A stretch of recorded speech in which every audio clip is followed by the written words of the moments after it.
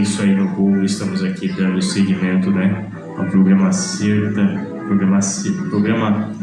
Michel Garcia Alegrando Suas Manhãs. Ainda estou um pouco confuso com relação ao nome, né, porque a gente tem o programa da tarde também, né. Esse é o programa Michel Garcia Alegrando Suas Manhãs, né.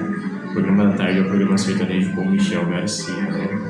Estamos aqui, né, com a live aberta no Facebook também, né, já entrando no quadro aí Informativo Notícias, no quadro jornalístico do programa Michel Garcia Alegrando Suas Manhãs. Muito obrigado a todos que estão me acompanhando aqui via Facebook, né, no Facebook Cantor Michel Garcia.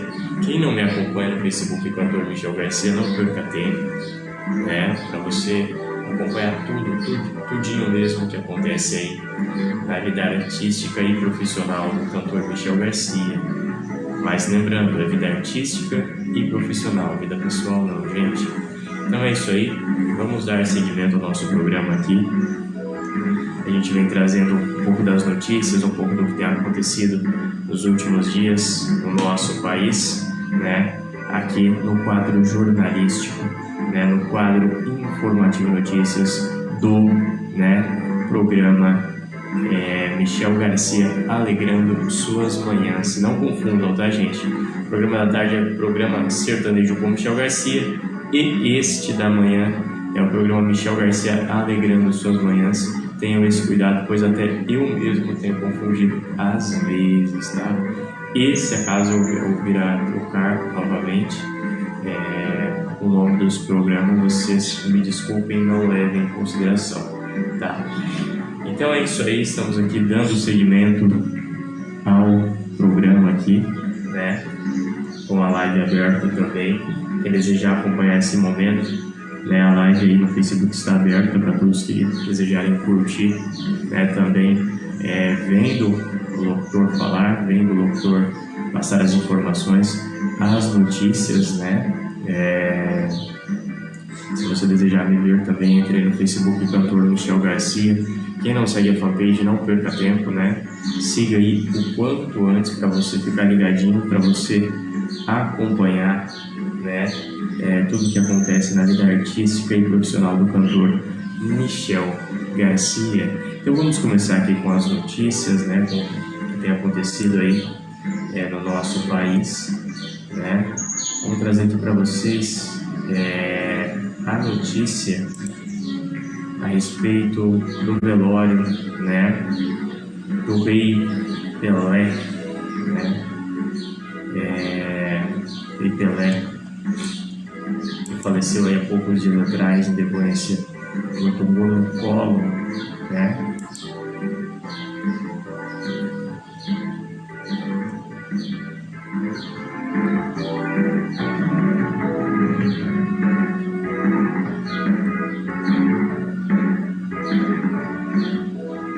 Então é isso aí, gente, vamos trazer aqui as notícias para vocês, né?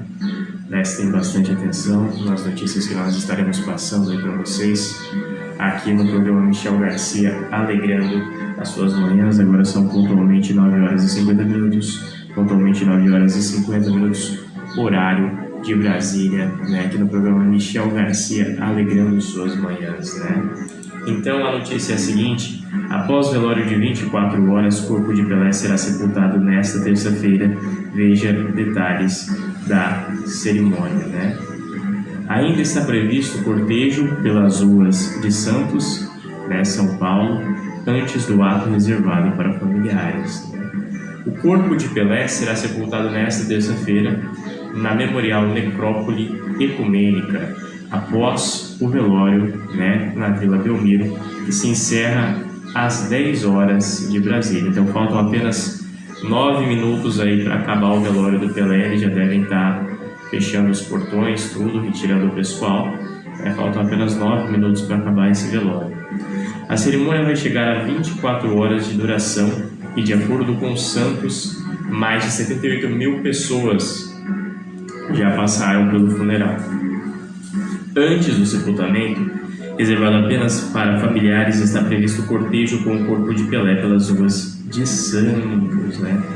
Então aí terá também o cortejo, né, nas ruas de Santos lá, né? Onde que o pessoal vai poder estar acompanhando o corpo do Pelé aí nesse cortejo, né? O Neymar não pôde estar presente, foi representado pelo pai no velório, né? E o presidente da FIFA, né, agora com o advento da morte do Pelé, pediu, né, estádios com o nome do craque, né, em todos os países aí do mundo, né. Os jogadores do Santos se despediram do Pelé, né, e o Osmar Santos, narrador, foi ao velório e narrou um gol, né, do Pelé, né, que ocorreu durante a sua carreira, né. A Vila Belmiro está localizada no Canal 2, na cidade do Litoral Paulista. O local do sepultamento fica a menos de 1 quilômetro do estádio, próximo ao local 1. O traslado, porém, será maior e incluirá passagem até pelo Canal 6, onde vive Dona Celeste, mãe de Pelé, que tem 100 anos de idade. O esquema do trânsito será adaptado por causa do sepultamento e valerá das 0 horas, né, até as 18 horas, né. A rota alternativa indicada pela 7 é a Avenida Pinheiro Machado, já que as seguintes vias serão interditadas. Rua Joaquim Távora, entre as avenidas Senador Pinheiro Machado e Nilo Peçanha. Rua Cincinato Braga, né? Rua Doutor Vital Brasil, entre a Rua José Olinto de Carvalho e a Avenida Nilo Peçanha, né? São algumas ruas por onde passará o cortejo do Rei Pelé. Aí, né? O cortejo que será bem longo, né? Vai do meio-dia até às 6 horas da tarde.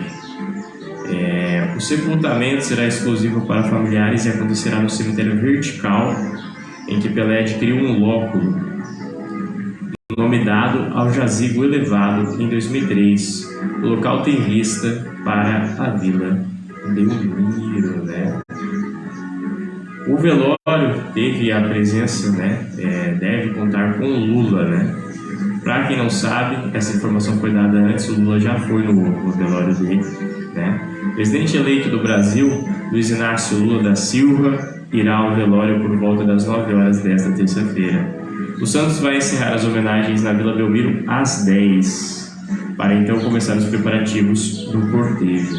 Na segunda, diversas figuras da política e do esporte foram até o estádio prestar uma última homenagem ao atleta do século, além de torcedores e fãs. Estiveram presentes, né, parte dos jogadores do Santos, o locutor Osmar Santos, conforme eu havia dito, né, o jovem cientista hostilizado por pedir camisa de rival em 2021, o pai de Neymar, que representou o craque do PSG no velório, Odair Hellmann e Falcão, técnico coordenador do Santos, o sócio oficial, que contou ter vencido o alcoolismo graças a Pelé, mais de 1.000 jornalistas de 31 países, né? Gianni Infantino, presidente da FIFA, Tarcísio de Freitas, governador de São Paulo, Ricardo Nunes, prefeito de São Paulo, Gilmar Mendes, ministro do STF, o ex-jogador Zé Roberto, né? Todos estiveram, né? Estavam presentes aí no velório do Pelé, que se encerra daqui a 4 minutos, agora são 9h55. O velório do Pelé se encerra às 10 horas, né? E aí a gente se despede de um grande craque, vai pro cortejo, né? Do meio-dia, vai ficar até às 6 circulando pelo Lá de Santos, por aí, né? Com o corpo do jogador, né? Grande Pelé.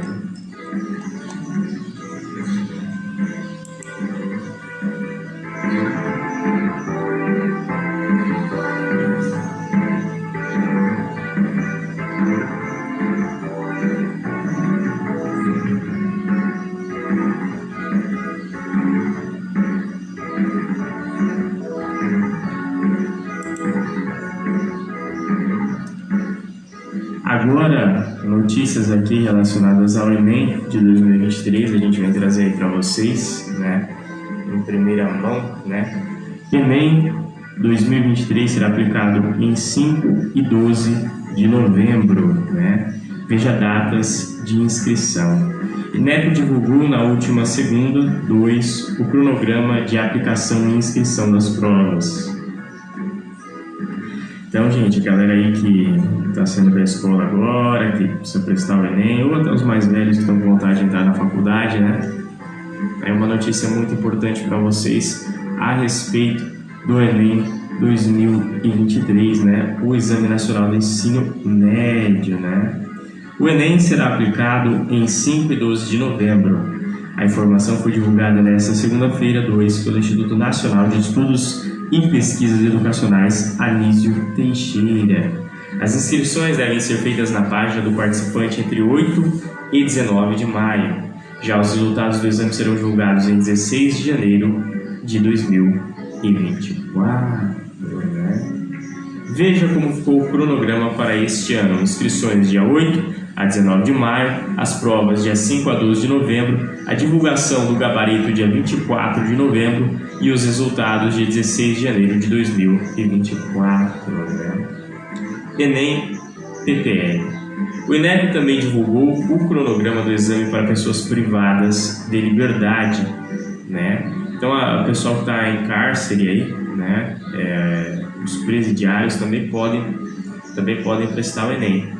Nesse caso, as provas serão aplicadas nos dias 12 e 13 de dezembro e as inscrições de 9 a 27 de outubro. Já a divulgação do resultado também ocorrerá em 16 de janeiro de 2024. Os candidatos farão as provas dentro das unidades prisionais ou socioeducativas. Né? O cronograma é o seguinte do Enem PPL: inscrições dia 9 a 27 de outubro, provas dia 12 e 13 de dezembro, a divulgação do gabarito dia 27 de dezembro e os resultados dia 16 de janeiro de 2024. Né? Ainda de acordo com o INEP, o edital com as datas de todas as etapas de realização do exame será aplicado posteriormente. Né? Então esse é o cronograma do Enem 2023. Você que deseja fazer uma faculdade, você que deseja formar-se em algo, né? Tá aí uma notícia importante para você.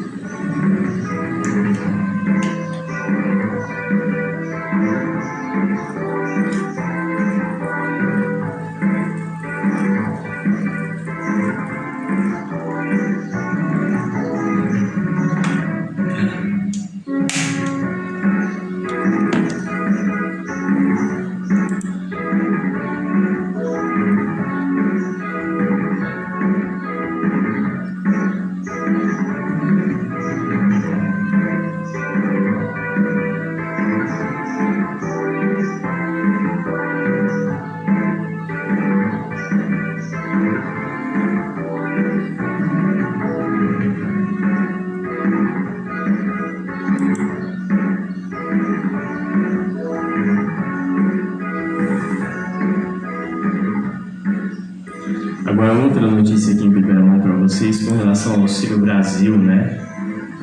Foi aí, né, feita uma pesquisa, né, em nível nacional, né, que aponta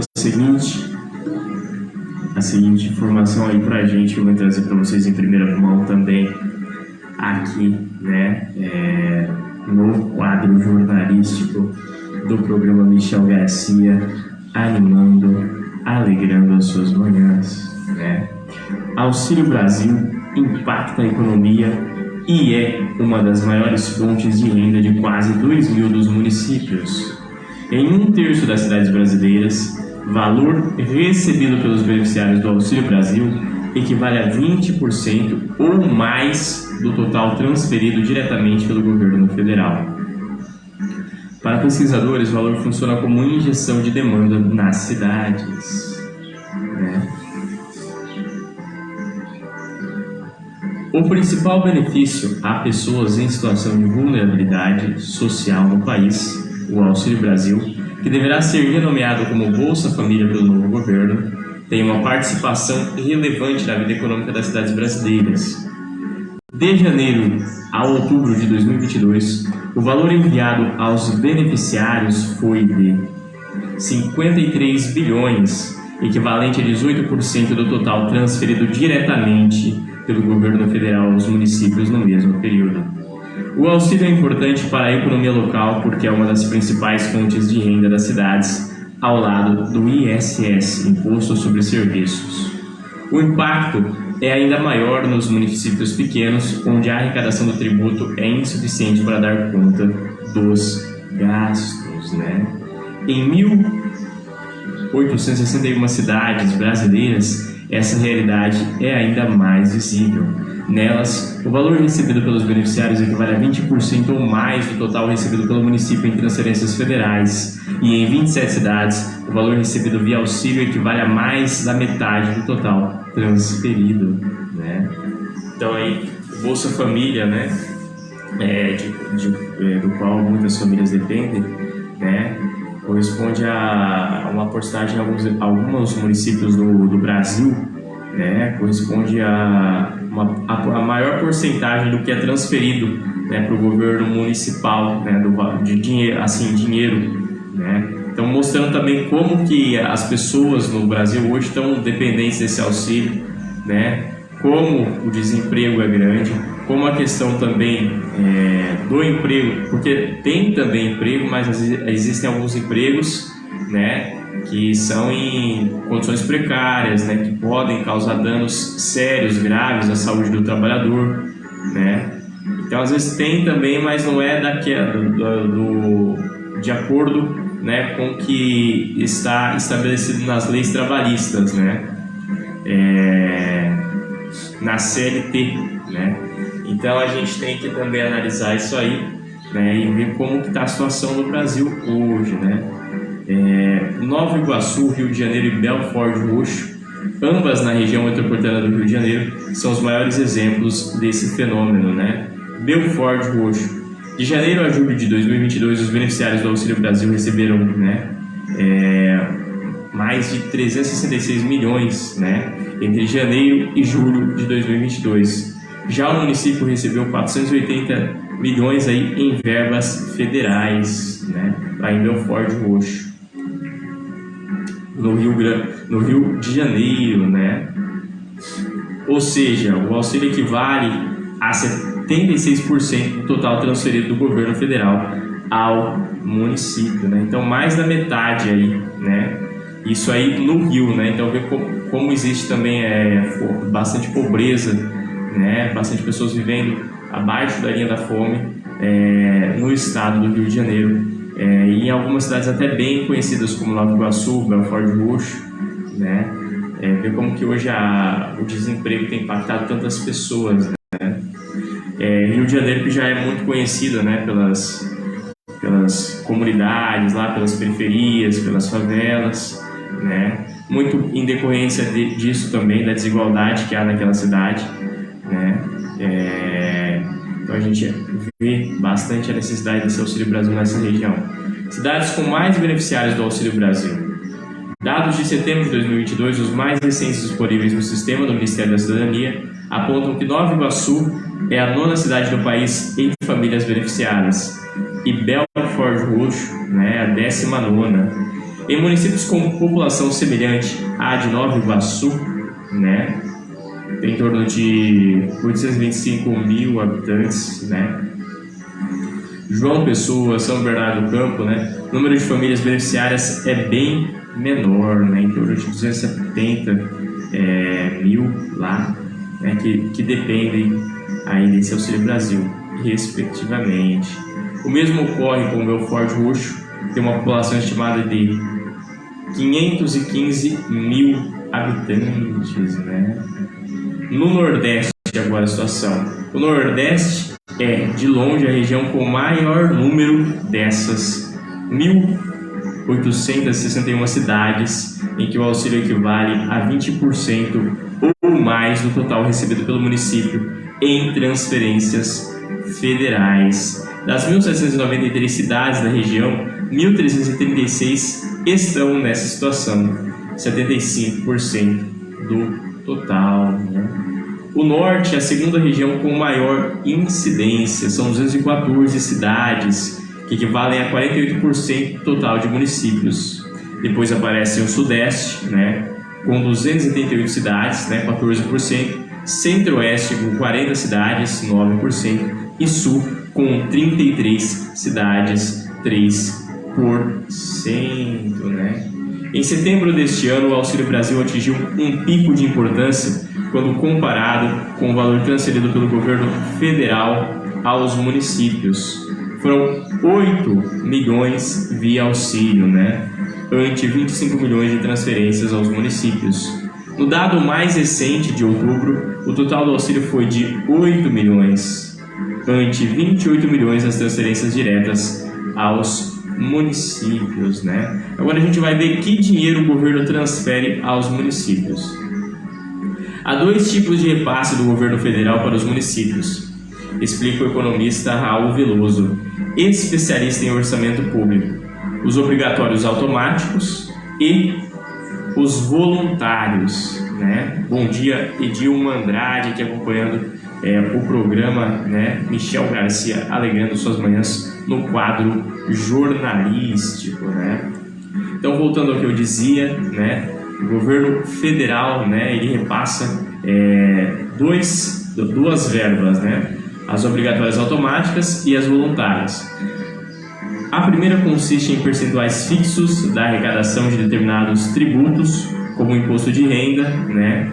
E o IPI, Imposto sobre Produtos Industrializados. De acordo com o Veloso, esses valores são elevados e têm subido ao longo dos anos. O outro tipo são as transferências voluntárias, aquelas, né, que são decididas pelas áreas setoriais dos ministérios do governo central e dependem de negociação política, né? Por conta dessas negociações do Congresso, surgiram as pressões regionais para receber essas transferências. Elas variam e cada uma tem uma finalidade diferente, explica. O pesquisador explica que, para entender com precisão a importância desses repasses para os municípios, é preciso dissecar as fontes de receita de cada um deles, para além das transferências feitas pelo governo federal. Mas, mesmo sem esses dados esmiuçados, é possível afirmar que, em cidades pequenas e com arrecadação baixa, essa entrada de dinheiro na mão das pessoas representa uma injeção de demanda, né? Significa que tem mais pessoas aptas a comprar, pagar, consumir e, portanto, mais dinheiro circulando. Essa junção estimula a economia do local, explica, né? Então, um economista aqui apontando, né, que esse Auxílio Brasil, né, agora que vai ser rotulado pelo novo governo como Bolsa Família, né, ele estimula a economia local, né, ele faz circular o dinheiro melhor, né, porque também, né, fornece dinheiro a essas famílias mais pobres, né, as famílias de baixa renda. Além das transferências, outra importante fonte de renda municipal é a arrecadação do ISS, Imposto sobre Serviços, pago por empresas e trabalhadores autônomos, né? Basicamente, os municípios vivem de transferências e de ISS. Eles dominam completamente as receitas e o peso de cada um deles depende da atividade daquela cidade. Onde a atividade é mais intensa, com mais concentração de empresas, há maior recolhimento desse imposto, diz Veloso. Já os gastos das prefeituras são dominados principalmente pelo pagamento de funcionários ativos e da Previdência. Por isso, o espaço para investimentos acaba ficando curto, explica. O investimento em infraestrutura desabou no Brasil e fez com que a economia parasse de crescer, né, diz aí o economista. Essa falta de investimento acaba retroalimentando a falta de oportunidade, elevando mais pessoas a dependerem de transferências, né? Então a gente vendo aí, né, que realmente muitas pessoas estão aí dependendo desse Auxílio Brasil, desse Bolsa Família, né? Tanto na questão pessoal para si, né, como também na questão da criação de filhos, né, menores de idade aí. Como que esse auxílio é importante, né? Diante da desigualdade que a gente tem no nosso país. O Brasil é um dos países mais desiguais do mundo, né? E infelizmente no nosso Brasil existe até um estigma quando se fala em igualdade social, né? Quando você fala, você já vê isso com maus olhos, mas na realidade esse é o objetivo de todo país, né? Realmente bom, né? É a igualdade, né? Que todos tenham uma condição de vida bacana, que todos tenham uma condição de vida boa, né? E não apenas uma pequena minoria de privilegiados, né? E o Brasil, infelizmente, peca muito nesse sentido, é ainda muito atrasado mesmo, nesse sentido, no que diz respeito à igualdade social, né? Diferentemente de países bem desenvolvidos, como Estados Unidos, Suíça, Canadá, né? Então a gente vê que como que precisa melhorar muito o nosso Brasil nesse sentido, né? E a gente vê quão grande é a dependência das pessoas, né? E até mesmo dos municípios desse Auxílio Brasil, desse Bolsa Família.